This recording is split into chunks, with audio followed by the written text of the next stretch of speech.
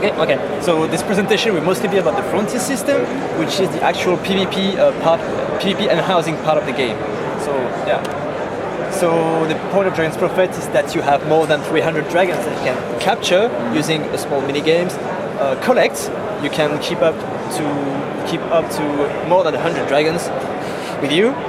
Not on you, but still store them somewhere.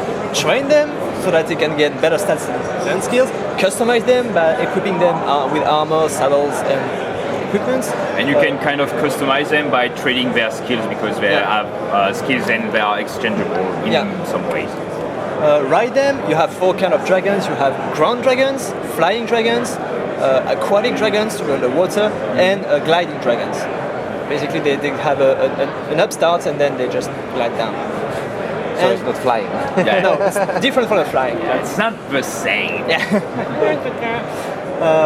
And you can also summon them to fight by your side. And a thing that will come in the next patch is be able to fight while riding your dragon. Like on top of your dragon. In one of the next patches. Yeah. We don't know if it will be the next one, but one of the next patches. One of the next patches.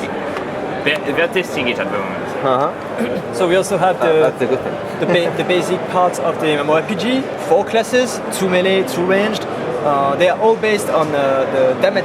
They're all damage dealing classes. Okay. So it's actually the dragons who, when you capture a dragon, you can gain some skills that the dragon will give you, and that the player, you as a player, will be able to use. That's the actual skills that will help you heal or tank, for instance. The only class which is able to heal itself in a very limited way is the class we call the Oracle. We have this massive sight, and it's the only one who has a kind of it's life steal. It can steal the life from its enemy, the health from its enemy, but it's the only one who can heal himself. But in the end, the role of the character doesn't depend on his class, but on the dragon's card. So are there like dragons that provide you like healing skills or something? Exactly. It's hard to say there are dragons. It's just like a dragon has a chance to actually get a skill which will be able to heal you or your party. Because the thing is that whenever you capture a dragon, the dragon's statistics and skills are picked up all one by one randomly. So there's no way you can. It's pretty simple to do in the game. You go on a spot and you can capture several dragons in a row. The thing I did when I started to play is like I unlocked the six bags of my dragon inventory, let's say, my dragon stable. My dragon stable, we call that. And I went on a spot and captured 6 dragons, and I compared them. Yeah. And the 6 of them were different because they have not a statistic in common, and none of them had the same skills. So everything is randomly generated the moment you tame it. Exactly. So you get to kill the other 6. Exactly. Discard. Exactly. That's the thing which is break contracts. It goes even further because you cannot pick the skills, and you don't know yet what is the number of skill the dragons can have, because it can have from 1 to 10. 10 is the maximum, but some of them just have 6 of them. Some of them have 4. From 1 to 10 slots. To 10 slots, yeah. And the thing is that sometimes you have the same dragons who can learn a maximum of 6 skills and sometimes a maximum of 10 skills, when it's just the same type of dragons. It's all randomly generated. Yeah. So I'm guessing that people will look to get like the dragon with the most, quantity of slot skills or whatever. Yeah, exactly. Yeah. That's which usually what they do. Be considered rare, and then they try to transfer the best skills they have on other dragons to this one. Yeah. So the dragons are totally customizable. Might take some time to get the perfect dragon, but it is possible. That's important. Impossible to get the perfect dragon, but perfect for you. Yeah, perfect for you. No. The one who would suit your need the best, exactly. Yeah, that would be the best way to put it. And that's also kind of important to note is that basically if you want to play a tank, you can have dragons that give you like more defense skills to increase your defense and dodging. If at some point you want to decide to heal other players, you can just change your dragons, the dragons that you have in you, and you would have different skills, healing skills, for instance. Because you have permanently with you can get a maximum of 6 dragons traveling around with you. And this way you can adapt to any situation. You can have a tank, you can have a massive DPS dragon, or one who will offer like support options like healing or buffing your group. Yeah. But I'm guessing that the dragons have levels as well, right? Yep. And they Yep. progress and all that. You can train them in the dragon lair. Yeah, so in order to do that, to carry them all and use them in different situations, I'm guessing that they would all have to have like around the same level as you have. Not necessarily, because they don't progress on the same scale your character do progress. They have limited. It's actually not a system. It's not a system of experience by fighting. It's a system of training by sending them on special training and feeding them with special fodder. Okay. Ils gagnent pas d'expérience quand ils sont communs. Ok. Je trouve ça con. So there are other ways to. Yeah. It's kind of different. So the game also have an action-based system where you can actually do different combos depending on your skills and using the click of your mouse, and where placement is very important. You can actively dodge attacks, for instance. An extensive crafting system when you can create without limitations. That means that every character can actually do all of the job in the game. So you can get to learn them all. Yeah. So you don't have to choose like I want to be a blacksmith. Yeah, and then create another character and get another profession. You can do everything with one character. But it might be actually time saving to create another character. Yeah, true. Because if you try to develop everything as you progress through the game, try to get the same level of the components you can gather in the environment, it will require a lot of time. Yeah, it takes a lot of time. I've tried it. He's a crazy guy. I am. You can also craft, for instance, siege weapons that will be used in the frontier system, which we're going to talk about, and also furniture that are used in the housing system. Each player has 3 ways of having a house. They can either rent an apartment, rent a small island all for themselves, or go on one of the floating islands of the big archipelago to buy a spot and build a house and customize it like they want. The archipelago itself is part of the cross-server technology, which is basically the whole archipelago with all of the floating islands are accessible from all of the servers in the game. It's like it is. Also, an important part is that characters from any servers can join the same guild, because they will be able to meet like either on the archipelago or during dungeons. So the server that you choose is actually not a limitation in itself. For instance, a good example for that is the guild we created in our department. Yeah. It's like it was created by the German guys who are playing on the German server, but we are playing on the French server, and we do have a German guild name now, because we joined their guild and we're doing dungeons with them. So it's not only dungeons and it's almost everything. Yeah. No.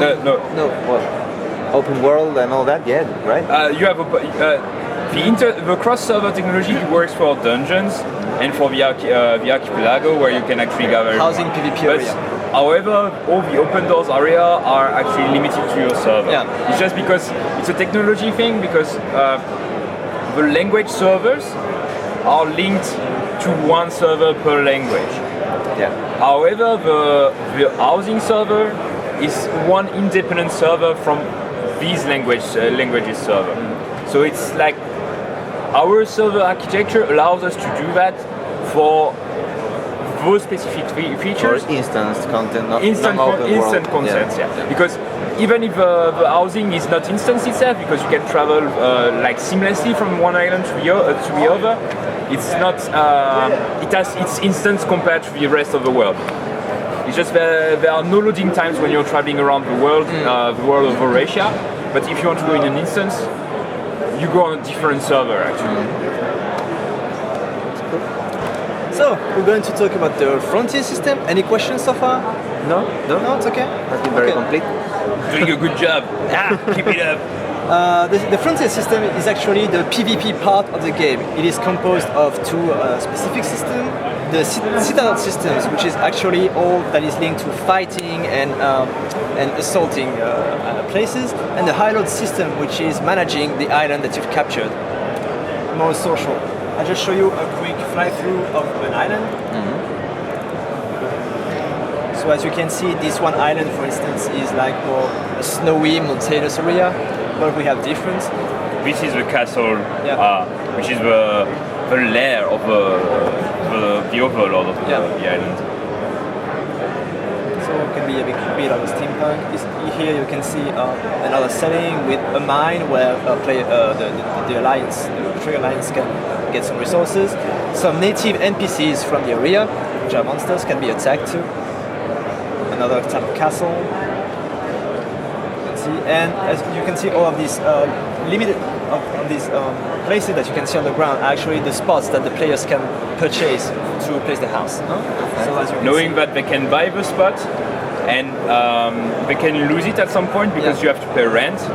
So If you don't pay the rent, you lost the ground, but you don't lose the house. The house will be transferred to a character, and you will be able to keep it back.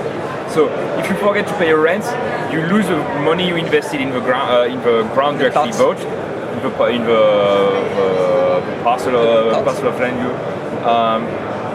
you actually bought, and then that's it. It's quite a lot of money. yeah. But the idea behind that is that, for instance, if a player buys like one of the biggest plots ever and then stops playing, he won't be keeping he won't be keeping the place forever. Yeah. So everybody can still try to get it. But will there be? Because I recall this from Lord of the Rings Online that has a similar system with the housing, and they allow you to pay like some weeks in advance. So you don't have to pay every single week, because when you go on vacation, yeah, for sure. You can do that too. Yeah. Okay. But it's just like, for instance, in Dark Age of Camelot, it was even trickier because you could pay directly in your house 4 weeks of rent, so an entire month, which was okay. But additionally, you could have an NPC which was selling items for you, and once the rent of the house was actually the rent box was actually emptied, it was getting money directly from the NPC. And the problem is that the maximum rent was like a couple of 1 platinum coin or something like that per week. And there were items we were selling just for like 70 coins of platinum.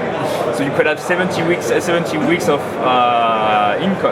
rent already paid. I mean, I'm sure I can log in on my account of Dark Age of Camelot, and my house will still be there after 3 years not playing.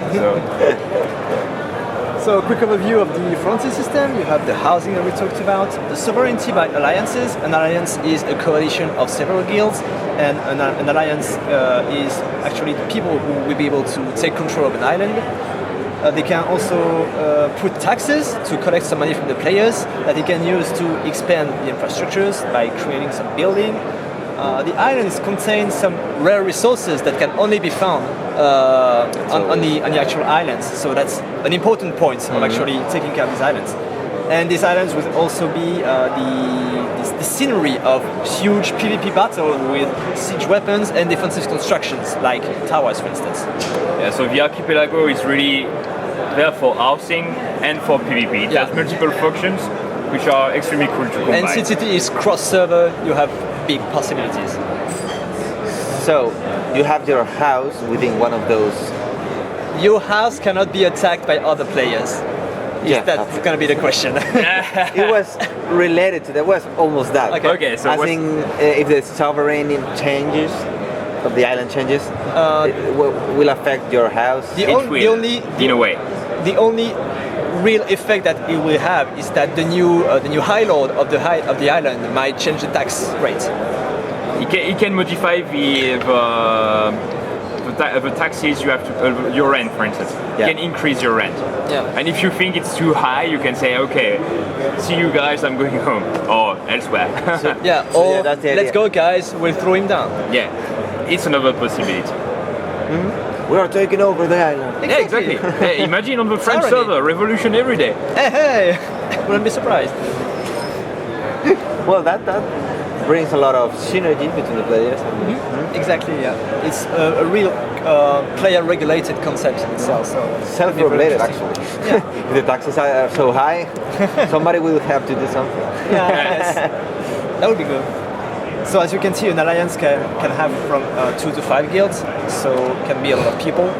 Here's a quick overview of what an island looks like and how the different structures that can be constructed, for instance.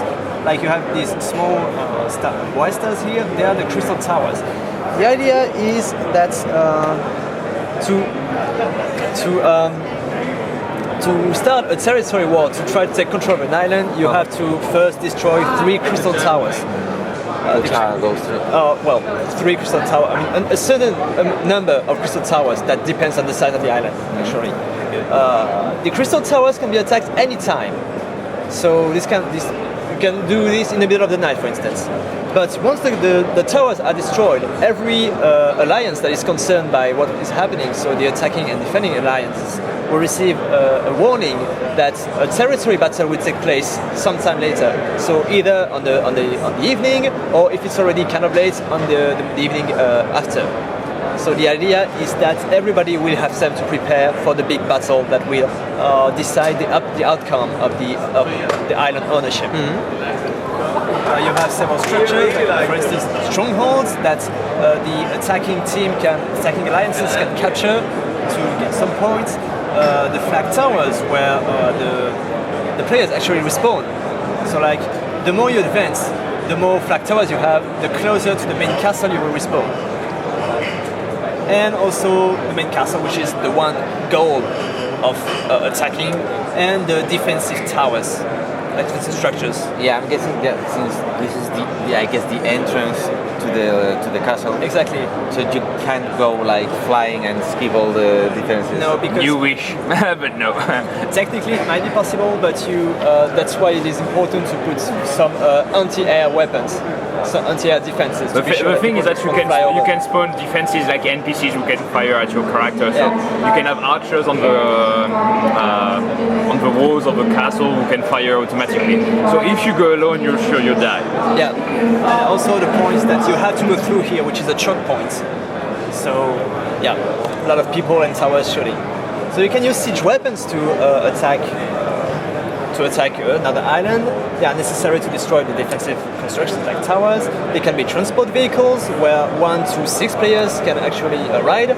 And you both have mobile weapons like catapults and stationary weapons like the cannons or the flamethrower that you can put on top of a transport vehicle, and then a player can ride the vehicle to actually use the weapon. I'm going to show you that right away, because images always speak much more than words. So you have the different kind of weapons.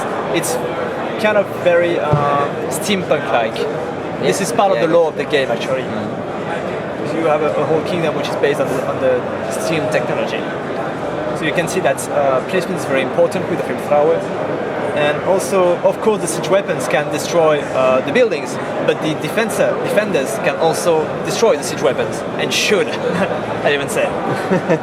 So it's a quick overview of how you can use this cannon, for instance. Like you can move around, choose where to aim, and also change the arc of firing for the cannons to change the distance. I like the very tiny machine gun you can see.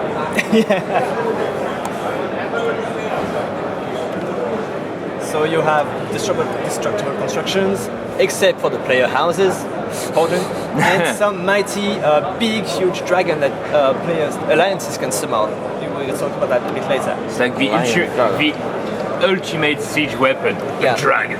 It's like a one-time only, very costly unit that will help you in battle. So very strategic this year. Yeah, you can summon him only once per battle. Yeah. So this is another view of what the interface we show during a territory war. So there are 2 ways to win a territory war, either by reaching a maximum score, the target score first, or being the alliance with the most points once the timer reaches the end. A territory war lasts for about 2 hours, depending on the island. So it can be a while. But it might be adjusted depending on the feedback of the players. Yeah, that too can also be changed. So here you can see the progress of your alliance with the rank, the progress of other alliances that you can see. Considering an alliance can contain like 5 guilds, can be a lot of players, and the personal tactical points. So 3 kind of points during a territory war: victory points, which are these kind of points. So you have to earn them to win the battle. Personal tactical points that every player can earn individually.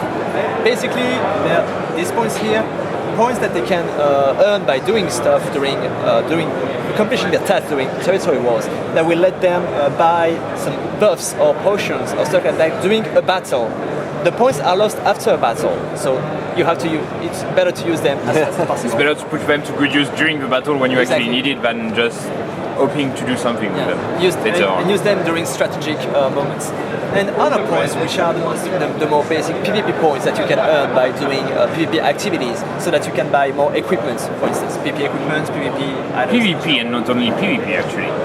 Yeah, I mean equipment in general, so that you can actually build up your character if you're not very fond of PvE, for instance. No, I was referring to the activities. Not all activities are PvP. Oh, yeah, sure. There's the Dragon Sanctuary. Yeah, Dragon Sanctuary, which is a place that where a guild that you have to unlock. It's a guild technology that guilds have to unlock first, where all the members of the guild can go and use an altar to sacrifice some chosen items and summon a big boss, like one of the most powerful creators of the game. They can actually pick the boss they want to fight. Sort of. They can pick the kind of boss they want to fight. Yeah. So, because some bosses will give you weapons as rewards, other will give you armors, for instance. So you can, depending on the items that you sacrifice, you can choose the kind of boss that you will fight. These bosses have millions of HP, take a long time. Because they are meant to be fought by dozens of players at the same time. So it's just like 1,000 multiplied by 99 times, for instance. Exactly. Every second, for instance. So killing these bosses gets you some honor points, as we saw, and also some rewards, some good rewards, scale on the level of every player. So that's a very good high-end content to build up your character too. Yeah. So as a High Lord, you can also build up your island. So you have 6 type of buildings, main facilities that you can put in a citadel, resource buildings like mines or lumberyards, mills, lumber mills, to gather the important resources, defensive constructions like towers, military buildings where you can train some baby dragons and feed them and equip them, customize them so that they can help you gathering resources or help you fighting actually. Research facilities to unlock more possibilities of construction and more stronger buildings, in fact, and other buildings, for instance, merchants, vendors, alchemists. So this is the technology tree, actually in Chinese for the moment. And you will translate it, okay. No, we will leave it like that for sure. No, it will be translated. Yeah, it's going to be localized. It's just like to give a rough idea of what the guilds have to do to unlock the best possible of the alliances. Well, that's the same. Like alliances have to do to actually unlock the best possible, the latest upgrades they can obtain. So, So as you can see, at the beginning you have only 3 buildings available, but by creating your buildings and also researching some technologies and facilities, you have a lot of choice in the end, a lot of access to a lot of other facilities. So I'm going to end this presentation by showing you our next trailer. A brand new trailer. You're actually the first editor to see it, I think.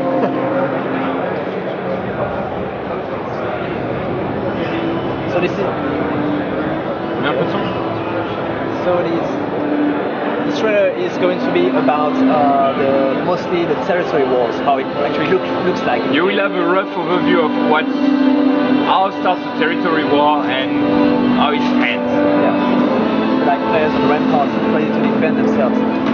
The trailer is a trailer which has been made by the developer Rune Waker, so that's why the branding is all the Taiwanese branding. Yeah. But we will have a localized version soon.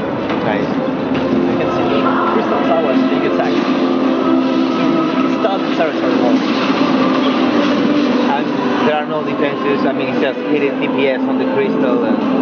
There can be, for instance, if a guild realizes one of these crystals, the crystal of the Science has been destroyed, they can come and defend it. Yeah.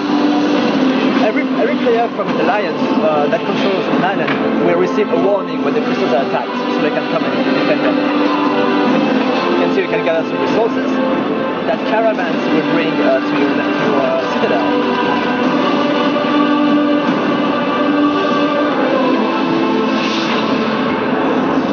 You wanted a dragon, here is a dragon.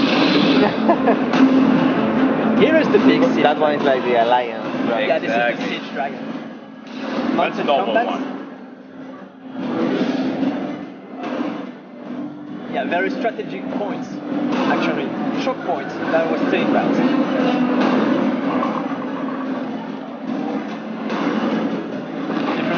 engine towers.